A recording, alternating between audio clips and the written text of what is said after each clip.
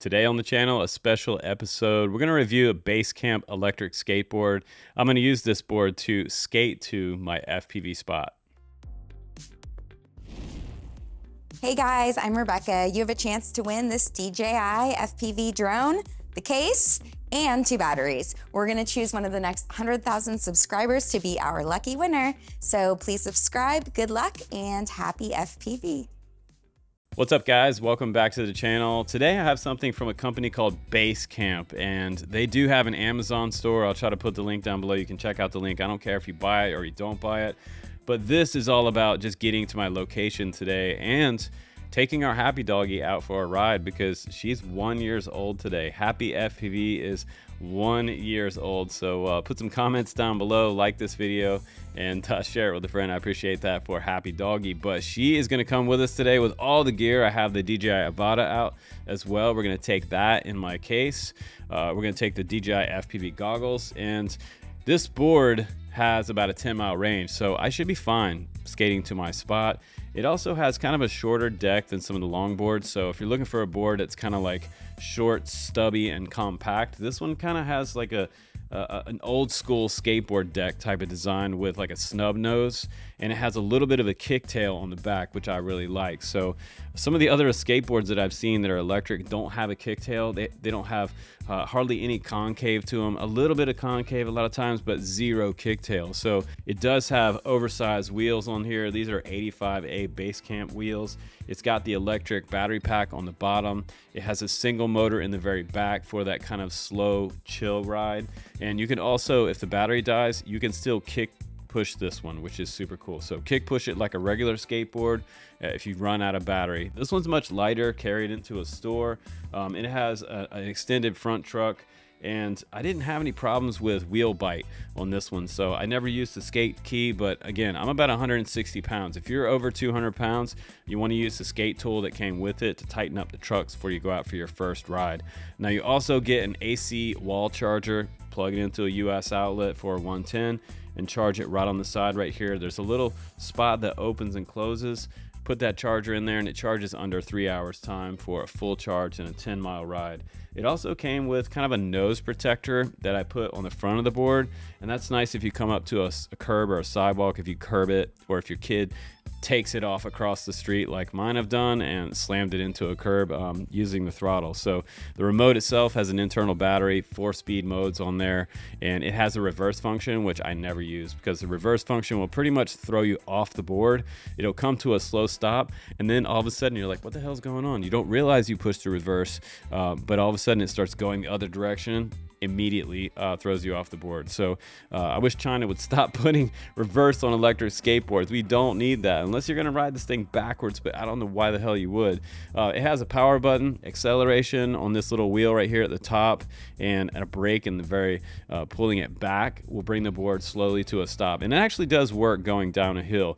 I wouldn't say honestly that this one has a lot of uphill capability to it with that one motor. I'm 160 pounds and about a 10% grade. This thing was going super slow uphill. So if you live in an area where it's kind of reasonably flat, this board is fun.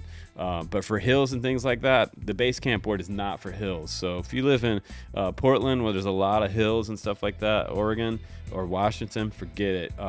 Flat skating only with this one. But I like the fact that it is really maneuverable. It's easy to skate with, and happy doggy seems to not mind it as well. So if you have a dog, you want to take your dog on a leash ride with your electric skateboard, give your dog some exercise and just enjoy the scenery while you carve back and forth and skate. I like this board for that, and it's a $300 price point. It's not super expensive. It's one of the cheaper boards, but I'm a little bit partial to Basecamp, the name, because I believe that there's an Oregon beer, an IPA called Basecamp as well. Maybe it's Washington, but I'm pretty sure that I've heard of Basecamp before. So I'm no stranger to Basecamp when it comes to drinking IPAs here in Oregon, man. But that's our jam. So let's go out now with all the gear and happy doggy. Let's bring the DJI Avata along to get to my FPV spot for today and see what the Basecamp board's got. And hopefully it doesn't break us down 2 miles down the trail and leave us walking and going for a kick push. So let's go out now and let's skate. Let's get in the van together and ride out to the path and see how this little shorty stubby board does. 300 bucks, not bad. Let's go skate. Here we go. All right, guys, I'm gonna ride along with you here in this review. I'm just gonna talk about some of the characteristics of the board. First up, it's not a fast board by any means. So like I said, if you have kids or you wanna just chill, this thing will literally do 2 to 3 miles per hour, almost walking speed in mode 1. You can go to mode 2 and get like 3 to 4 to 5 miles per hour. Mode 3 will get you up to about 6 to 7 miles per hour. And mode 4 will get you all the way up to about 10 miles per hour max on like a flat surface. So the lower gear didn't seem to want to get me uphill on like more than a 10% grade. And here, like, it's a little bit of an incline right here along the trail, and it's like almost crawling up this hill. So for flat ground, absolutely fine. Like, you know, get going 10 miles per hour, but it's also kind of a good board if you have kids or a small dog. Especially Happy can keep up with me today. She's not struggling to keep up. Anything around a 20 mile per hour board and a dog this size, I just wouldn't be able to bring the dog along on this review. So it was her birthday, and I'm happy that we were able to get Happy out there for her afternoon run and get her outside today. It's beautiful, and I feel like, you know, another couple weeks and this review would probably be pretty hard to do because it starts raining in the Pacific Northwest, and the boards get wet, and they're not, I don't really suggest getting your board wet. I never ride my e-boards in the rain. I always pick a day like this one where it's just absolutely sunny and gorgeous and kind of gives me that surfy feeling. This board is not so short. Also, like, some advice for people buying a skateboard. If you've never had an electric skateboard, buy a longboard first and then move to a shorter style board deck like this one next. I don't really recommend anything under 29 inches, mainly because what happens is if you hit something like a little rock or something and you get pitched forward, your center of gravity is so tight because your feet are shorter and closer together for your stance, and that makes you fly swatter to the ground easier. So the wider you have your legs in the stance, the better on just about any type of e-board that you're riding.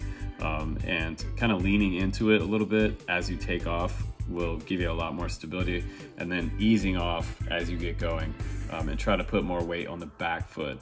Now that's kind of hard to get used to, but once you do, you kind of get the gist of riding e-boards. They're different than regular skateboards, and like a friend of mine told me, they're not skateboards, they're vehicles. They're small vehicles. So unlike me today, this video, wear a helmet for sure, and you'll have a ton of fun with it. But I appreciate hanging out with this review, me and Happy Dog on her birthday today, and checking out the Basecamp board. It's super cool, and I love the design. I like the grip tape.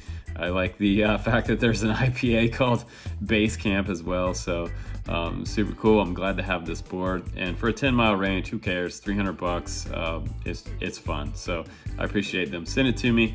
You can check it out in the link down below. I'll see you on the next one.